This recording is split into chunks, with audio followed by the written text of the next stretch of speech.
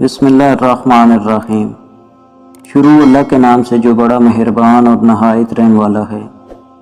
حضرت علی رضی اللہ تعالی نے فرمایا، ہر عمل سوچ سمجھ کر کرو، کیونکہ ہر عمل کے اندر اس کا انجام یوں چھپا ہوتا ہے جیسے بیج کے اندر درخت۔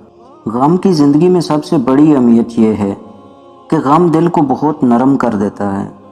اگر غم نہ ہوتے تو انسان پتھر ہی رہتا۔ علم تمہیں راہ دکھاتا ہے اور عمل تمہیں مقصد تک پہنچا دیتا ہے۔ انسان کے کردار کی دو منزلیں ہیں، یا دل میں اتر جاتا ہے یا دل سے اتر جاتا ہے۔ اپنی جوانی کے دھوکے میں مت آنا کہ یہ عنقریب تم سے چھین لی جائے گی۔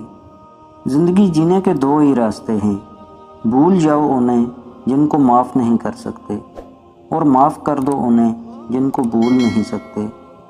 حضرت علی رضی اللہ تعالی نے فرمایا، کسی کو اس کی ذات اور لباس کی وجہ سے حقیر نہ سمجھنا، کیونکہ تمہیں دینے والا اور اسے دینے والا ایک اللہ ہی ہے۔